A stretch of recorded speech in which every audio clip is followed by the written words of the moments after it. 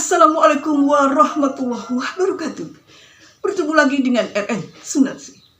Alhamdulillah di kesempatan yang baik ini kita masih bisa berjumpa. Mudah-mudahan kita senantiasa sehat, senantiasa diberi rezeki yang barokah oleh Allah Subhanahu wa taala. Amin amin ya rabbal alamin. Pada kesempatan ini saya ingin menyampaikan suatu kisah. Ini kisahnya itu sangat tendang sekali ya. Sangat bagus sekali. Saya suka sekali dengan kisah ini. Makanya ketika saya membuka buku dan saya menemukan kisah ini, saya punya ide untuk menuangkannya dan nge-share kembali di video. Karena saya merasa bahwa kisah ini sangat penting untuk dibahas, untuk diceritakan ya. Saya sering menceritakan kisah ini kepada putra saya supaya bisa mengambil pelajaran. Ada ahli sufi, orang Persia yang rajin sekali beribadah. Ya, namanya juga sufi, rajin beribadah. Dia adalah orang Persia.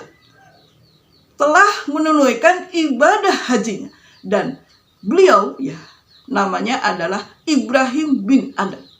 Jadi Ibrahim bin Adam ini adalah seorang ahli sufi yang berasal dari Persia. Ketika beliau sudah menunaikan kewajibannya, sudah menunaikan ibadah hajinya, beliau hendak ziarah ke Masjidil Al-Aqsa. Ceritanya seperti itu ya. Karena perjalanan jauh ya, selama 4 bulan, maka beliau itu membeli untuk bekal 1 kilo kurma. Beliau membelinya di sekitar Masjidil Haram ya, 1 kilo kurma dari pedagang tua. Kemudian ya setelah ijab kabul beli kurma, udah dibungkus pakai plastik. Kemudian beliau mencicipi kurma yang ada di timbangan, yang bukan haknya, tetapi beliau mencicipi dan memakannya 1 butir kurma. 4 bulan perjalanan, sampailah Ibrahim bin Adam ke Masjidil Aqsa. Dan beliau kalau beribadah selalu menempati ruangan di bawah kubah sakra. Ingin tempat yang lebih khusyuk, lebih fokus kepada Allah dalam hal beribadah. Ketika beliau beribadah, beliau mendengar ada percakapan 2 malaikat. Yang satu berkata begini, "Hai, itu adalah Ibrahim bin Adam yang doanya tidak tertolak. Orang ahli ibadah, yang wara, yang tawadu, yang benar-benar fokus kepada Allah. Yang benar-benar hidupnya fokus beribadah kepada Allah. Doanya tidak tertolak." Itu kata malaikat yang pertama. Malaikat yang kedua menjawab, "Oh tidak. Dulu memang iya doanya selalu diterima. Tetapi gara-gara 1 butir kurma yang dimakannya, maka doanya menjadi tertolak." Itu kata malaikat. Ibrahim bin Adam mendengar percakapan malaikat tersebut, kaget. Dan beliau berkali-kali beristighfar. Astagfirullahaladzim, astagfirullahaladzim, astagfirullahaladzim. Beliau berkali-kali beristighfar. Dan akhirnya beliau memutuskan untuk kembali ke Masjidil Haram, mau menemui pedagang tua, pedagang kurma. Dan beliau ingin meminta penghalalan dari 1 butir kurma yang sudah dimakan. Sampailah beliau ke Masjidil Haram ya, mau menemui pedagang kurma tersebut.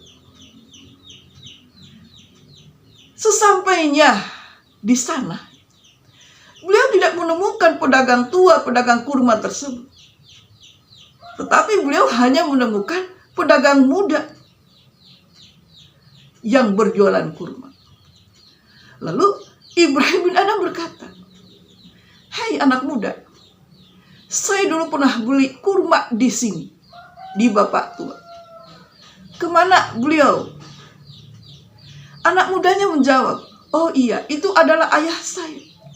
Beliau sudah meninggal 1 bulan yang lalu.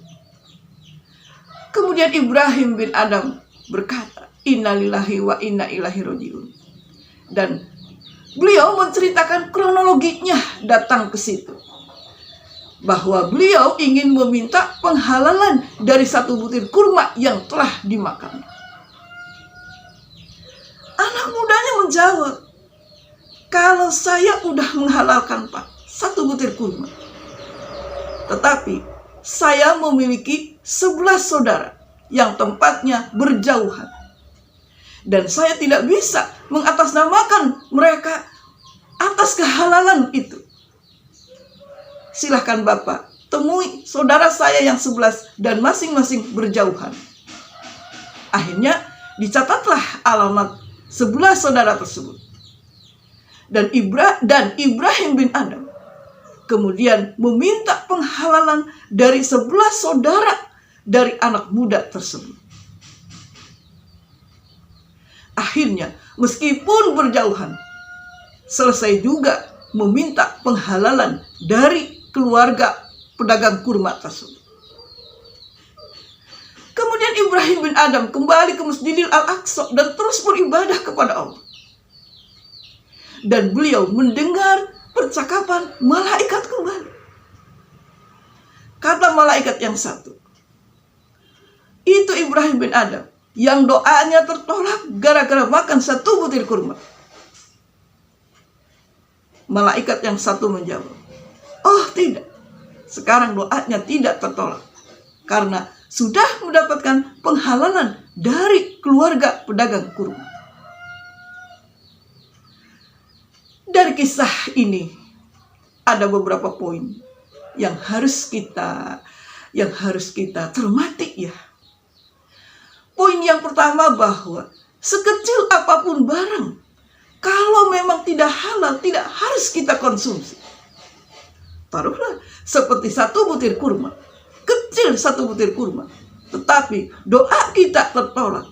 Bagaimana dengan ibadah-ibadah kita, sholat kita, puasa kita, zikir kita, ibadah-ibadah sunnah kita, hanya gara-gara 1 butir kurma, hanya gara-gara barang yang kecil yang kita konsumsi tetapi tidak halal. Kemudian yang kedua,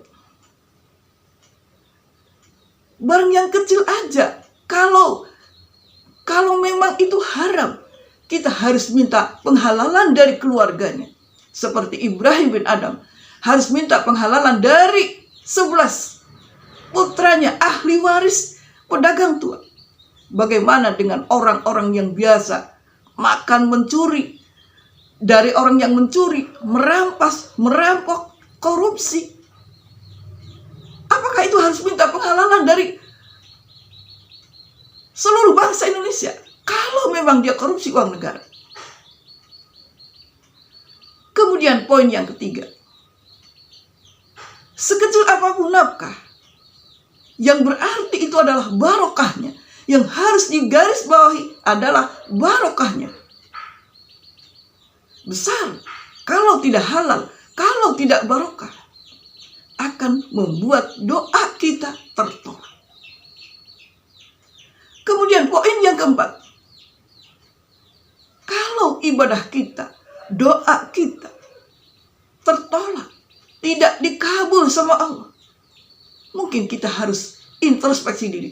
Apakah makanan yang kita konsumsi, pakaian yang kita pakai, kendaraan yang kita pakai, apakah kita benar-benar telah mencarinya dengan halal? Wallahu a'lam bishawab. Mudah-mudahan dengan kisah ini kita akan menjadi lebih berhati-hati dalam mengkonsumsi atau dalam memakai apapun dalam kehidupan kita. Karena kecil aja seperti kurma itu akan bisa menghalangi doa. Mudah-mudahan kisah ini bisa menginspirasi. Wassalamualaikum warahmatullahi wabarakatuh.